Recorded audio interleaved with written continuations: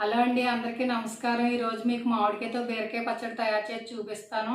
చాలా కమ్మగా టేస్టీగా ఉంటుందండి. ఈరోజు వీడియోలో నేతి బీరకాయ పచ్చడిని మామిడికాయ తురుముతో టేస్టీ పచ్చడిని చేసుకుందాం. ఈ పచ్చడి మనం రైస్ దోశలోకి కూడా చాలా బాగుంటుంది. ఫస్ట్ మనం 1/2 కేజీ నేతి బీరకాయలని శుభ్రంగా వాష్ చేసుకుని ముచ్చుకల్ని కట్ చేసేసి తొక్కతో పాటు చిన్న చిన్న ముక్కలుగా కట్ చేసుకోండి. పచ్చడికి కాబట్టి తొక్క తీయకుండా చేసుకుంటే టేస్ట్ బాగుంటుంది.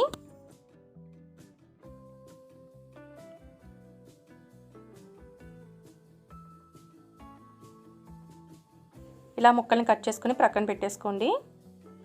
ఇప్పుడు స్టవ్ వెలిగించి ప్యాన్ పెట్టి 2 టేబుల్ స్పూన్స్ ఆయిల్ వేసుకొని ఆయిల్ హీట్ అయిన తర్వాత దీనిలో ఇప్పుడు 5 టేబుల్ స్పూన్స్ శనగపప్పును వేసి ఫ్రై చేయండి. ఇవి ఫ్రై అయ్యాక కొద్దిగా కరివేపాకు కూడా వేసి ఫ్రై చేసుకోండి.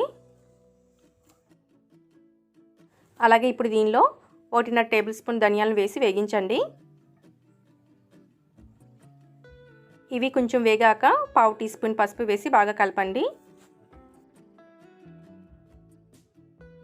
ఇప్పుడు దీనిలో 15 నుంచి 20 వరకు ఎండుమిర్చిని వేసి ఫ్రై చేయండి.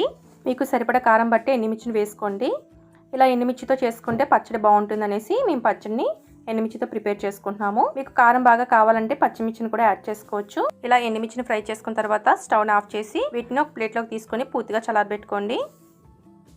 ఇప్పుడు మళ్ళీ అదే ప్యాన్లో 2 టేబుల్ స్పూన్స్ ఆయిల్ని వేసుకుని కట్ చేసి పెట్టుకున్న నేతి బీరకాయ ముక్కలను కూడా వేసుకుని ఒకసారి బాగా కలిపేసుకోవాలి. ఇలా ఒకసారి బాగా మిక్స్ చేసుకున్న తర్వాత ఇప్పుడు దీనిలో రుచికి సరిపడా సాల్ట్ యాడ్ చేసి బాగా మిక్స్ చేసుకోండి. ఇలా కలుపుకున్న తర్వాత మూత పెట్టేసి మీడియం ఫ్లేమ్లో ఈ ముక్కలను బాగా మగ్గించండి. చూడండి, ఇలా బీరకాయ ముక్కలను బాగా మగ్గాక దీనిలో 1 కప్పు సన్నగా తరిగిన కొత్తిమీరని యాడ్ చేయండి. ఇప్పుడు ఒకసారి బాగా మిక్స్ చేసి ఒక 2 నిమిషాల పాటు ఫ్రై చేశాక స్టవ్ని ఆఫ్ చేసుకొని ఈ ముక్కలను పూర్తిగా చల్లారనివ్వాలి. ఇవి చల్లారాక ఒక మిక్సింగ్ జార్ తీసుకొని దానిలో మనం ముందుగా ఫ్రై చేసి పెట్టుకున్న శనగపప్పు తాలింపుని వేయండి. అలాగే దీనిలో 1/2 టేబుల్ స్పూన్ జీలకర్ర, 10 నుంచి 12 వరకు వెల్లుల్లి రెబ్బలు వేసి మూత పెట్టేసి కొంచెం బరకగా బ్లెండ్ చేసుకోండి. చూడండి, ఇలా చేసుకోవాలి. ఇప్పుడు దీనిలో చల్లారిన బీరకాయ ముక్కలను కూడా వేసుకోండి.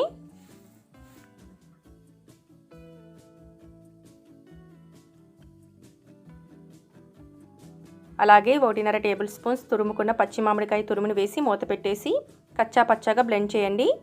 మరీ మెత్తగా చేయకూడదు, కొంచెం కచ్చా పచ్చగా చేసుకుంటే పచ్చడి చాలా బాగుంటుందండి. చూడండి, ఇలా గ్రైండ్ చేసుకుని ఒక బౌల్లోకి తీసేసుకోండి. ఇలా తయారు చేసుకుని వేడివేడి అన్నంలో కొద్దిగా నెయ్యి వేసుకుని తింటే చాలా కమ్మగా టేస్టీగా ఉంటుందండి. తప్పకుండా మీరు ట్రై చేసి ఎలా వచ్చిందో కామెంట్లో షేర్ చేసుకోండి. అలాగే ఈ వీడియో కనుక మీకు నచ్చినట్లయితే ప్లీజ్ లైక్ చేసి షేర్ చేయండి. అలాగే మన ఇల్లు మన ఛానల్ని సబ్స్క్రైబ్ చేసుకోండి. Thanks for watching.